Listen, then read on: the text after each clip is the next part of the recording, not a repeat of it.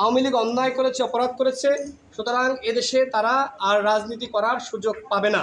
একটি দল নিবন্ধন না পেয়ে নির্বাচন কমিশনের মূল ফটকে আন্দোলন করছে, এরকম আরও অনেক দল নিবন্ধন পায়নি। সেক্ষেত্রে আমি মাননীয় প্রধান নির্বাচন কমিশনারকে অনুরোধ জানিয়েছি, সামনে নির্বাচন, আপনি এই বিষয়টিকে গুরুত্বের সহিত বিবেচনা করুন, কিভাবে সমাধান করা যায় সেই সমাধানের উদ্যোগ গ্রহণ করুন। মাননীয় প্রধান নির্বাচন কমিশনার আমাকে জানিয়েছেন যে আপনি যেহেতু এসেছেন, বিষয়টি অবহিত করেছেন, আমি নির্বাচন কমিশনে পরবর্তী বৈঠকে বিষয়টি তুলব এবং এই বিষয়টি আলোচনা করা হবে, এটি তিনি জানিয়েছেন। আর আপনি যে প্রশ্ন করলেন যে আপনি কয়েকটি দলকে নির্বাচনের বাইরে রাখার অনুরোধ জানিয়েছেন, সেক্ষেত্রে নির্বাচন অংশগ্রহণমূলক হবে কিনা, এদেশের জনগণ যদি নির্বাচনে অংশ নেয় সেই নির্বাচন অবশ্যই অংশগ্রহণমূলক হবে। আমরা দেখেছি ছাত্র সংসদ নির্বাচনগুলো কিভাবে সুষ্ঠু হয়েছে এবং সেখানে নিষিদ্ধ ছাত্র সংগঠন ছাত্রলীগ অংশগ্রহণ করতে পারেনি বা করার সুযোগ নাই। সেক্ষেত্রে কি নির্বাচন নিয়ে দেশের জনগণের, এদেশের শিক্ষার্থীদের প্রশ্ন আছে? প্রশ্ন নাই। যেহেতু আওয়ামী লীগ ছাত্রলীগ অপরাধ করেছে, সুতরাং এই অপরাধীদের বিচার হতে হবে। বিচারের আগে কোনোভাবেই তারা নির্বাচনে অংশগ্রহণ করার সুযোগ পাবে না এবং একই সাথে রাজনীতি করার সুযোগ পাবে না। এটি আমার কথা নয়, এটি এদেশের জনগণের কথা, এবং 5 আগস্ট এদেশের জনগণ রায় দিয়েছে।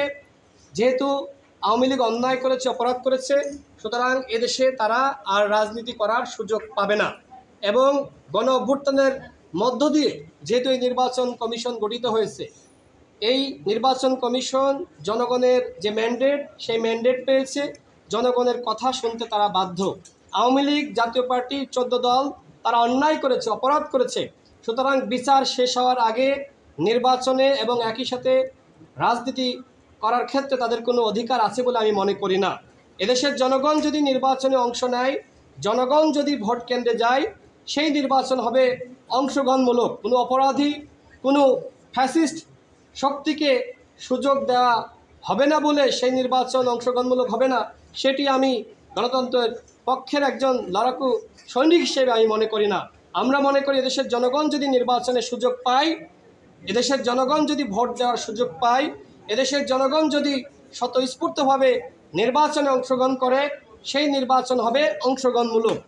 বরং আওয়ামী লীগ, জাতীয় পার্টির 14 দলকে নির্বাচনের সুযোগ দিলে তারা নির্বাচন বানচাল করে দিবে, ভোট কেন্দ্রে মারামারি করবে, নানান ধরনের সংঘর্ষে লিপ্ত হবে।